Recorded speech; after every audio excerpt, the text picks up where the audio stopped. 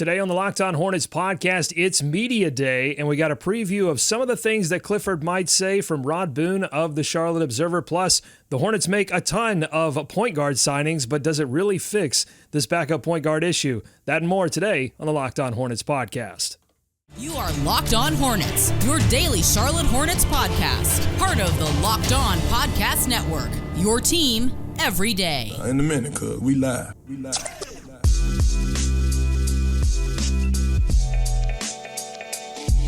It's the Locked On Hornets podcast, part of the Locked On Podcast Network. It's your team every day. Thanks for making us your first listen. We're free and available anywhere you get your podcasts, and that includes YouTube. There's Doug Branson. You can find him on his Substack, everyhornetsboxscore.com, and I am Walker Mail. Listen to me on WFNZ every weekday from 12 to 3 p.m. This episode is brought to you by Game Time. Today's episode is brought to you by Game Time, where you can download the Game Time app, create an account, and use code LOCKEDONNBA for $20 off your first purchase. I need to keep the volume at a real low level because if I don't, the phlegm has hit me in a bad way. So I cannot go over like a certain decibel or it gets real bad for me. Not today. Today of all days, Walker, your voice. Yep. Oh, no. Well, trust me. Listen, you're in the right place because I could talk for this entire show. I can interrupt you at any time because I want to, not because I want to interrupt you,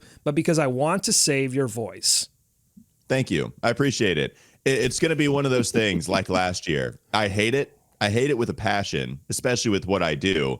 In the morning, it's so bad. Well, we record the podcast in the morning. So usually I'm a lot better once we get to the show, like at 12 o'clock is when we start. But in the morning, it's the absolute worst. And so we're making a perfect storm of how bad I can sound. Let's go to Steve Clifford, his comments in the Charlotte Observer. There was an interview with the head coach with Rod Boone of the Charlotte Observer, and he spoke a little bit about a few different topics here. Doug, what did you want to lead off with? Did you want to lead with the superstar of this team and what Steve Clifford had to say about LaMelo? I think we should. I think we should lead with LaMelo because we have not. LaMelo did do an interview for some kind of fashion site and said, he sort of the standard things that you would expect LaMelo to say, that he's, focused on making the playoffs, that they've got a lot to prove this year. But we just haven't talked about LaMelo Ball because he's been, getting back to 100% health and he stayed out of the headlines, thankfully. And so here we have Clifford speaking about LaMelo, Rod asking the pertinent question here: how does LaMelo take the next step? It's a question that we asked last offseason too, and didn't really get a firm answer to because he only played in 36 games and hurt his ankle 4 times. Well, hurt both ankles, one ankle 3 times, the other he fractured that ended his season. So we get Rod Boone here asking Steve Clifford, what are the next steps for LaMelo Ball? And Clifford says, I think it's continued improvement defensively, which he improved a lot last year. And then as much as anything offensively, it's continue to work on his pick and roll game. He can be a great pick and roll player. We want him to get involved in more pick and rolls with different combinations, not just with centers, with the other perimeter players also. He's terrific anyway, but that can get his game to the next level. Agree? Disagree, Walker? I really like the idea of him creating the pick and roll alongside, Miles Bridges. That can be pretty devastating if you're just talking about other players to be involved PNR wise. So talking about Miles Bridges, yes, that makes a lot of sense. PJ Washington, we saw, especially in the short role, how effective PJ Washington was. LaMelo in that 2-man game would do very well. Defensively, if we're just asking what LaMelo needs to improve on, yeah, I think that would be both of our answers. It was last year. Steve Clifford was very, he was ready to tell you that LaMelo got a lot better defensively as the season went on, but only 36 games. So I don't know if we saw, definitely not the true ceiling of LaMelo's defensive prowess. We definitely didn't see that. I don't know how much better he could get only playing 36 games, if that's something he needs to improve on the most, but we're certainly hoping for it this year. Mark Williams, a full offseason with him, and I should say a full offseason with Mark Williams, with him having some NBA experience now, I think that's going to help the defense overall. It's going to help everybody. At least that's his job. We'll see about Miles Bridges after taking a year off. Having PJ Washington back, that's a big deal.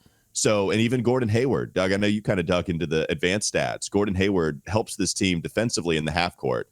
You have now some defensive pieces to where even if you look back at post All-Star break, when everybody was injured, Steve Clifford had this team as one of the best defensive teams in the entire NBA. Can LaMelo piggyback off of that to improve his individual game? I think Clifford is dead on about where he continues to improve. Yeah, I think that if he can just become a little bit more disciplined defensively, without losing the creativity, his ability to steal the basketball and get this team out into transition, if he can do that, if he can cut down on some of the fouling, I mean, that would honestly, it would keep him on the floor and help him be better offensively, but also it would just keep the foul count down on the team overall.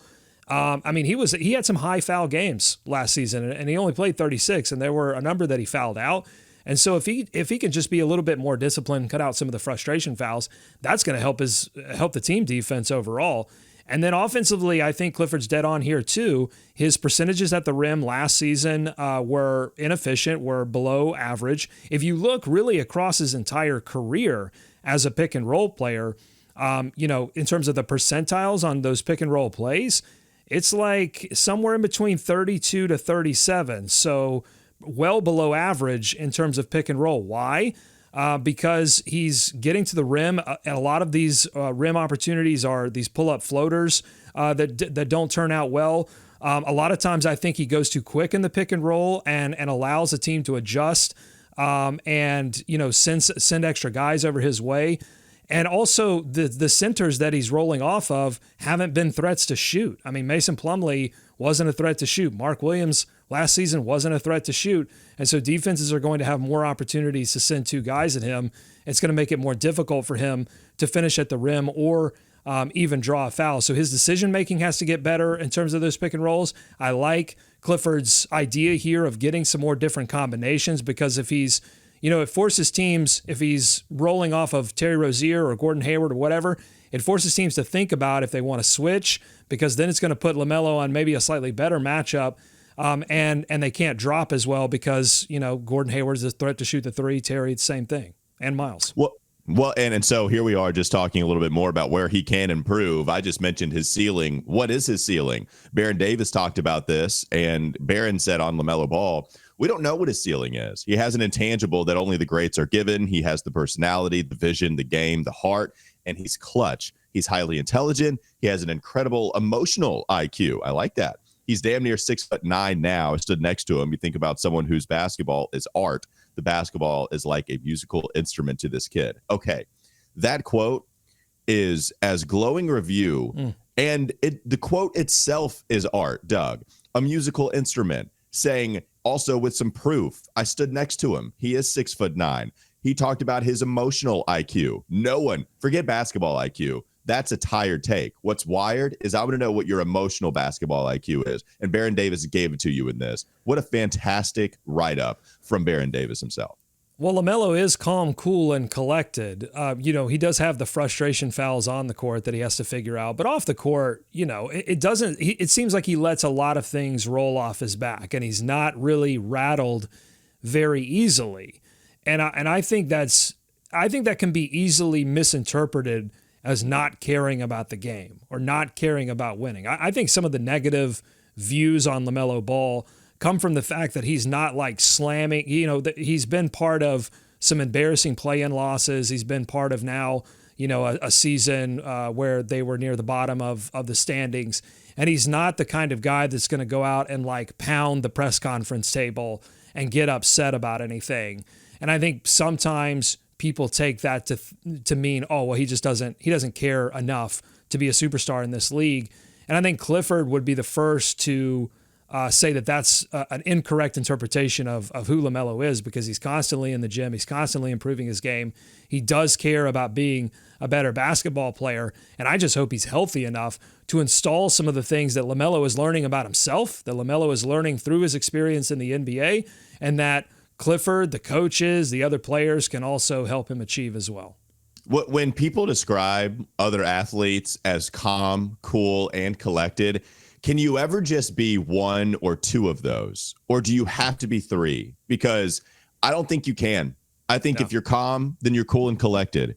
If you're calm and cool, then you're definitely collected as well. I don't think you can be calm, but not be cool and collected. I don't think that can be true. No, you're dead on here. It's 3 C's or no C. Okay. If you don't have 3 C's, you have 0 C's.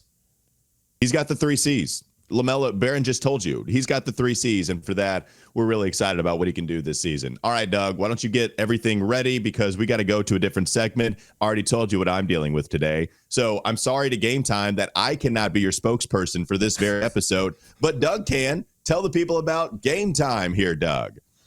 All right, before I do that, I want to tell everyone that next we're going to talk about, we talked about the starting point guard, but next we're going to talk about a bevy of point guard options for the backup point guard position that the Charlotte Hornets have suddenly signed. And we went from no backup point guard to like 7 backup point guards all of a sudden. So we'll talk about that in just a second. But first, I want to tell you about Game Time. You shouldn't have to worry when you're buying tickets to your next big event. Most people that watch the show know that I'm not in Charlotte. I'm in Nashville, Tennessee. It's Music City. There are a lot of concerts here. And the concert buying process is just wild to me. There are a lot of just like sketchy dealers, sketchy websites. I don't like to deal with any of it. That's why I like Game Time. Game Time is the only ticketing app that gives you complete peace of mind with your purchase. See the view from your seat before you buy so you know exactly what to expect when you arrive.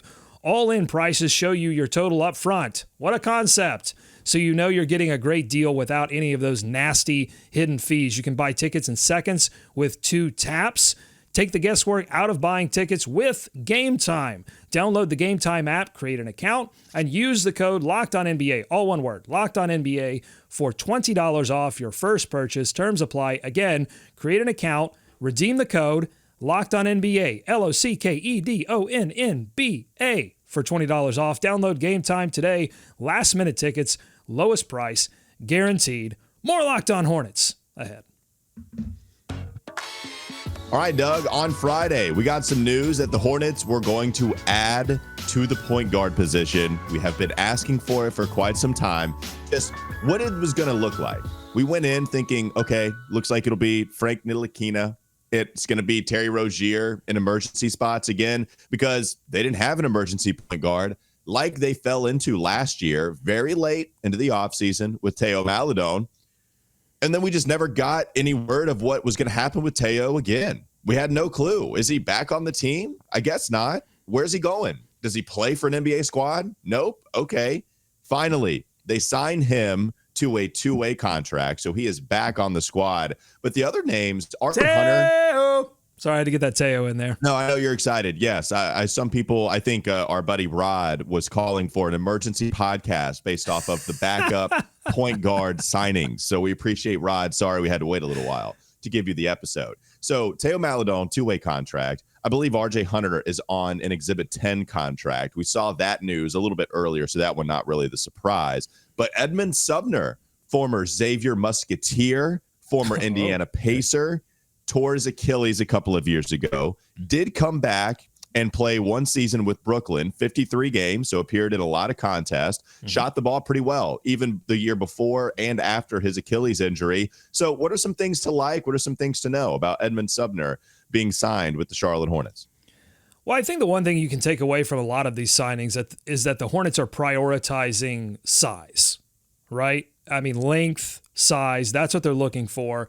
And I think Theo Maledon represents sort of the alternate of that, which is he doesn't necessarily have the wingspan for, and the height, but he's got the knowledge of the system. So that'll be the two things I think battling in camp is one guy in Theo Maledon who not only knows the system, but proves he could run it last season effectively and got kudos from Steve Clifford, versus Frank Ntilikina and Edmund Sumner and RJ Hunter, who are more prototypical guards, but I don't know if any of them are. I think all of them have downsides in terms of just pure creation. Like I don't think of Edmund Sumner as an excellent creator. Frank Ntilikina, same thing. Like I think they're valued for different reasons. Frank Ntilikina is going to be valued for his defensive prowess, his ability to guard multiple positions. Sumner has the length to guard multiple positions. I think defensively okay, but you're really looking at him as like an explosive three-point scorer, maybe a little bit inconsistent, good driver, quick off the bounce, and somebody that's going to help you with rebounding as well. So I like that they've brought in multiple options that are all going to have sort of pros and cons and allow Steve Clifford to make a selection that's going to best benefit the team, because what we're really talking about, honestly, is a guy that's probably going to get maybe 7 to 10 minutes. I think you heard Clifford with Rod Boone say they're still going to look at Terry Rozier at some backup point guard. So you're not even talking about a person that's going to be like exclusively the backup point guard. So I think, these are cheap options. You could criticize that if you want to. I think the team obviously thinks, look, if LaMelo Ball goes down, this season's over anyway. So why invest a ton of money? Why invest like mid-level type money in a player that's not really going to make or break your season? Why not invest that money later when the team has proven that they can be competitive? I have a hard time getting like worked up about that reasoning. Oh yeah, at this point. Well, yeah, and we know about at least having Theo Maledon as a emergency backup point guard. One of the better emergency backup options out there. One of the better, one of the better 3-string guys that you can have, if that even makes any kind of sense. We saw him play quite a bit at the beginning of last season. He played really up until 2023. So if you look at, he played 35 games, and that was his last one was December 31st. And then he was inactive for a lot of games until he was back into the rotation at the very, very end of the season, March 24th. That was his 37th appearance. So there was one just because of emergency. Again, Theo had to play in the middle of that stretch. But a lot of this, too, I think had to, be a part of not wanting to convert that two-way contract. So I think that was part, I believe that's correct, about the stipulations for a two-way contract. You can only play so much, if I'm not mistaken. Maybe I'm wrong that's why you saw a long absence for Theo Maledon in the middle of the season when all of us were going like, what is the deal? Like, why not bring, when Terry was playing so much point guard? Yes, you saw him towards the end of the year, but it was that game limit that is the rub. Right. But I think of the three players, Theo Maledon is the player where you could most see in a two-way situation going down to Greensboro as opposed to Frank and Edmond, who have a little bit more experience. And also, those are both non-guaranteed contracts. So Theo Maledon, I think this is a signal that the franchise likes Theo Maledon enough to say, no, you're actually like part of this thing. Whereas Frank and I think Edmond and RJ are going to be fighting for what is essentially a final roster spot if they want to spend it. And that's another option. I think there are a couple of ways this can go, Walker. They could look at Frank and Edmond and go, nah, to both and say, we're just going to roll with the same thing we did last year. A little bit of Theo, a little bit of Terry. It's Mambo number 5 at the backup point guard position. And, we'll see how it goes. And if we're good, maybe we'll look at signing someone, off the waiver wire when it gets down to that. Or they could possibly, they've got some options coming up on Book Night and Kai Jones. They may just say, hey, we're actually going to open up another roster spot just to keep that final roster spot open. So, and release one of those players. So I think there are a bevy of options. I've used bevy now twice in this podcast. There are a lot of options. Good word. For, I like it for sure. But you don't want to overuse it. So they've got a lot of options. Yeah, drove my Chevy to the bevy, but don't let the bevy go dry. I want you to keep using it, especially in this last segment. Coming up next on the Locked On Hornets podcast. I think this is me again. I think so. Go ahead and tell us what's up, Nat. All right, coming up next on the Locked On Hornets podcast, I'm going to tell you why I feel bad for Panthers fans. Also, we've got some updates on Kai Jones, his status with the future of the team. We'll have all of that next on the Locked On Hornets podcast. Clearly not feeling very good today. Clearly am not allowed to say anything with any kind of volume. So I'm trying to keep it at a little bit. I'm just trying to take it easy for the most part, despite having to do Hornets Media Day. It sucks that this is going to be the day that I have to deal with this. But also, the Panthers are not helping, Doug, because if I want to yell, it doesn't sound as scary and really as angry as I want it to when I get coughed up and then I can't really say anything and then I got a high-pitched voice and then nothing comes out. So it's really hard. This Panthers team, this offense, it's awful watching them play against Minnesota, which was our last little glimmer of hope before we got into a couple of games that were going to be hard to win against Detroit and Miami. This is looking like 0-6 and the offense looks terrible. Yeah, I feel really bad for Panthers fans because I think you're going to see an exodus of interest in this Panthers season as it continues to go south. Not only go south. It'd be one thing if the season went south, but you're talking about a rookie quarterback who is not coming out to a stellar start. And I know there's a big debate in Pantherland about like how hard you want to be on Bryce Young and whatever, but it's tough when you look at CJ Stroud and what he's doing in Houston, okay? So you've not only got that, you've got that situation with the rookie quarterback, the fact that you gave up picks, big time picks to get this player, that's tough, okay? But here's why I feel bad, because I think there's going to be an exodus of interest, and that exodus will lead to the Charlotte Hornets. And the Hornets, as people that watch this show a lot, we've chronicled, have not had a lot of positive headlines. And yet, there is still some hope that is just sitting right out in front of us in terms of LaMelo Ball's development, and they're getting some pieces back. Mark Williams looks like an exciting prospect, and I'm just worried for these fans who are coming in, going to get excited about the Charlotte Hornets after this Panther start. And I'm afraid that the Hornets are just going to crush their hopes. I'm afraid. Yeah. I'm afraid for their souls. It's going to be bad. I was talking about this very thing with Colin Hoggard, who is an assistant program director or associate program director over at WFNZ. We were talking about people trying to find salvation, saying they can't wait for basketball season to start. And look, I love you. We welcome you. Welcome aboard. But totally waiting for salvation, waiting for refuge because the Hornets are going to start their season soon is like running away from the bad guy, seeking shelter in a shed full of machetes, and then just hovering in fetal position, rocking back and forth. Yes, this machete-filled shed will save me from the bad guy outside now. It's not that. Please don't think that you are going to see anything that is salvation. Just move along, divide your stress, divide your pain into a couple of different areas, and maybe it's not as bad as having all sorts of pain just divvied up into one specific area. That's the only advice that I can give anybody. Well, and that's the thing. I'm not trying to turn this into a negative segment.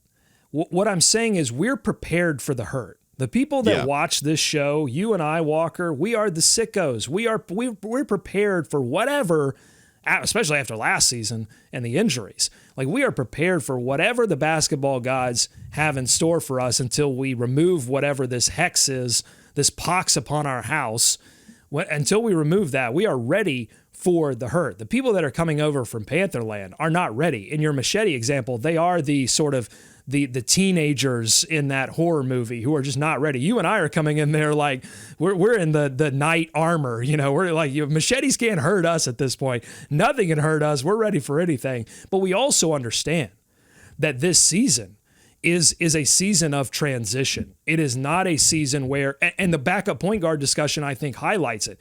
This is not a team that is serious, that is totally serious this season about making the play-in or making the playoffs. Now, if they happen to do it, great. This is also not a team trying to tank. This is not a team that would enjoy having a top 3 select. I mean, I guess they would like it, but they don't want to have a top 3 selection in next year's draft. They are not trying to tank, but they're also not built to fully compete. That's not going to happen, I think, for at least another season. And so I'm afraid that these Panthers fans are not prepared for that. Well, and here we are talking about a lot of non-basketball issues with the Hornets as well this offseason, which we can't seek refuge from. Kai Jones being a big part of that. And we got some Kai Jones news over the weekend. It was Shams who tweeted this out. The Charlotte Hornets will have 2021 first-round pick Kai Jones away from the team indefinitely, and there is no timetable for his return, sources tell The Athletic and Stadium. Jones will miss training camp due to personal reasons, and the team remains in constant communication with him. Just to be clear, Kai Jones also will not be there for Media Day. So no Media Day, that's a little bit of a checkpoint, and now training camp. We mentioned this, Doug. Not appearing at voluntary workouts, okay. You can hide behind the camouflage that is voluntary there. Even though everybody else is showing up, you could hide behind it being voluntary. Now you're missing Media Day and you're missing training camp. You said if they miss training camp, if Kai does, any player does, that's when it starts to get a little more serious about his future with the team. Well, it's here, not expected to play. What do you make of this news from Shams? To me, it represents the end of Kai Jones as a member of the Charlotte Hornets. I would be shocked if it ended any other way, because the Hornets, as I mentioned in the last segment, have decisions to make on both James Bouknight and Kai Jones. According to Spotrac, the deadlines on both of the club options on those players is spooky season, Halloween, October 31st. So they have to make a decision. Do they pay Bouknight another $6 million next season? And do they pay Kai Jones another $4.7 million? Because both of these players are first rounders. So they come with some big checks that the Hornets have to cut if they want to extend the futures for either of these players. And the Hornets also have a roster spot issue. They're full up. They've got a lot of players, which is a twofold problem for Kai Jones, right? Because it means that the Hornets have a lot of players that they're trying to get into the rotation. So he would need to compete with those players. But it also presents the Hornets with a challenge if they do surprise people out of the gate and suddenly have a squad that might compete for a play-in spot, and they're going to need to do some shuffling or have some flexibility in terms of roster spots if they want to bring some players in. So I don't think it looks good for Kai at this point, which then brings up the question, what do the Hornets do if Mark Williams or Nick Richards gets hurt? Yeah, I think the good news is, yes, Kai Jones was somebody on the basketball court that could give you some exciting plays, would bring you energy. There were a couple times that we got excited about Kai last year, but never, it was always with some reluctance, or not reluctance, I should say, but also with a little bit of fear in the back of the mind. He might make a defensive mistake, and sure enough, that would happen. I think you can replace what Kai is now out there on the free agent market, right? Like I don't think getting somebody, you won't have a body like Kai, you won't have the athleticism, but some kind of third string center with what Kai has given us so far. Excuse me, now my voice is giving out. You're giving it to me. It's contagious. It's podtagious. You want some names? Let me throw some names out. Sure. Let's get available centers. You ready for these names? Uh-huh. Okay. Could I interest you in a 31-year-old Bismack Biyombo? Yeah, I figured that was the name you were going to hit me with first. Oh, I got more, buddy. I got more. Can I interest you in a 30-year-old Frank the Tank Kaminsky is available as an unrestricted free agent? Oh, my God. Where's Cody Zeller now? Is he free? I think he's still under contract with Miami, potentially. Okay. But if you don't like Frank and you don't like Biz, there is another name. It's Billy Hernan Gomez, 29-year-old Billy Hernan Gomez, also available. Now, if none of those names interest you, I could also give you unrestricted free agent, non-Bird, Vernon Carey Jr. It's an elephant graveyard of Hornets center position. It didn't stop. I thought you would stop after 2.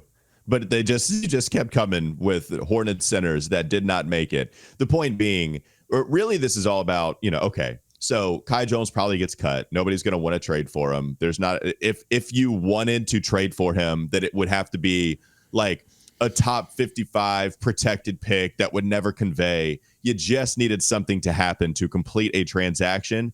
And the team wanted Kai Jones badly enough to not have him be out there on the open market. That's how that would happen. So more than likely, he'll get cut, not be on the squad, and we'll see what another team does. Really, I hope everything works out for Kai Jones, because it's sad. Sure. It sucks seeing what happens with Kai, continue the bizarre social media behavior. No one knows what he's dealing with right now. The only kind of confirmation on anything was that his dad went to Instagram, I believe, and said that Kai's okay. But he continued what was very different social media behavior. I don't know how bad it is, but it's certainly something that is contributing to him not being with the team any longer. So hopefully it all works out for Kai, whether it be with the Hornets or whether it be with a different NBA team. But I'm with you, Doug. If you're not doing media day, if you're not going to be there for training camp, it just, when you're calling out players on social media too that are on your own squad, it just feels like all of this was headed this direction, and we might be there as far as him getting out sooner rather than later. Well, and this is just an example of you care about the person, you want to see the person do well, recover from whatever is ailing them, but all of that is running up against the NBA realities that the NBA world of the Charlotte Hornets moves on, and it moves very quickly, and deadlines are suddenly here, and roster spots are filling up, and there are, for every one person that's struggling, to get back out on the floor, there are like 5 guys who are just super willing to take that person's position because there aren't a lot of roster spots in the NBA. There are many more players wanting those roster spots than there are players available. But I am glad that whoever is intervening in this situation for Kai and the team are convinced that this is the best move for Kai.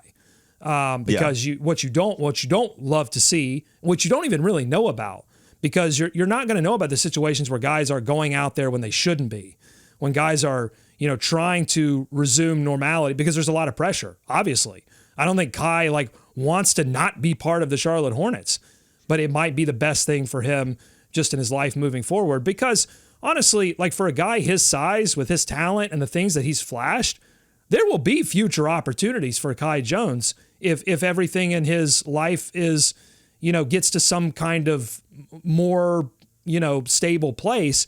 There will be future opportunities for a guy like Kai Jones. I just don't think it's going to be with the Charlotte Hornets at this point. Last thing for me, clearly Kai Jones, mental health, that is first and foremost about what people should care about. If you look at the basketball ramifications that 2021's draft had on this team, it's catastrophic. Because you look at James Bouknight, we're having the conversation, whether you believe in Bouknight or not, and I know he's got his group out there. Whether you believe in him or not, it is certainly a question whether the Charlotte Hornets are going to pick up that contract and pay him $6 million this upcoming season. Even if they do, he's going to be a part of the rotation. So Bouknight and Kai, 2 first-round picks. Also, you traded up to go select Kai Jones, and you have not been able to use that in a midseason trade. Doug, it is essentially 2 years later, by the way. It's not like it's people like to go with the MKG bust label. He at least got to a second contract where it made sense to bring him back. You're talking about Bouknight and Kai in the same draft 2 years later. We're having this conversation about whether they should give him another chance. And you lit that first-round pick that you traded up to go get Kai on fire. 3 first-round picks not doing anything for you in this short amount of time. And that's disastrous for this team looking to build, so much so to try to manufacture talent for a LaMelo Ball, for some of the other guys that they drafted before, even Miles now that he's back. It was disastrous, this 2021 draft was. It is disastrous. I wouldn't say catastrophic. You said catastrophic. I'm glad you downgraded it to disastrous and not catastrophic, okay. And I'll tell you why. Because Mitch Kupchak would then follow that up with Mark Williams, JT Thor later in that 21 draft, and then Mark Williams, Bryce McGowan's, guys that are legitimate threats to be in this. Well, Mark is solidly the starter, but Bryce McGowan's, JT Thor, guys that you can count on to be rotational pieces. Now, they're not stars in this league, but they are players that have gained the confidence of Steve Clifford. Had Mitch Kupchak not hit on literally all of those, he needed to hit on all of those, then it would have been absolutely catastrophic. But the fact that they do have some rotational pieces post that draft, I think may have saved Mitch Kupchak's job for the meantime. Yeah. I don't think he would be the GM right now if Mark and JT or Mark and Bryce or some combination of those 3 had not hit. Okay, catastrophic, that's too strong. I looked up synonyms for disastrous. Catastrophic was number 1 on one list, but we can move on to the next. So catastrophic's too much. We'll go to disastrous. Yeah, you're right. Catastrophic to me means scorched earth. You've got nothing. There's no hope. When I look at Bryce McGowan's, even though he's had a setback because he hurt an ankle too. God, these ankles. But he's had a setback. But hopefully he gets back soon. But with JT Thor and Mark Williams, you've got pieces there where you go, okay, they can eat minutes. There is a next man quality where they didn't have to go and overpay, some substandard free agents. And I made jokes about the center position because there are so many Hornets names on that list. But in terms of a third center who you don't expect to play, there are a few names that would be very cheap, like Gorgie Jang, Dwayne Dedman, Willie Cauley-Stein is sitting out there. So again, you don't want to count on those players, but if you need a third center at some point, there are a few names out there that you wouldn't totally cringe at. Okay, I guess we'll find out a lot of stuff later on today with Hornets Media Day, man. Big day in the Hornets offseason as we creep ever so slowly closer to the regular season. Oh, and Nerlens Noel. Nerlens Noel is also out there. Okay, there you go. Nerlens Noel, whatever. I don't know. It's like the PJ there with the dots or the PJ with no dots. Noel. I don't know. Okay, make your second Let's play some basketball. Game to game NBA, every moment, every top performance, every result. Locked On Game to Game covers every game from across the league with local analysis that only Locked On can deliver. Follow Game to Game on Locked On NBA, available on YouTube and wherever you get your podcasts. Make us your first listen tomorrow when we'll have a full recap of Charlotte Hornets Media Day.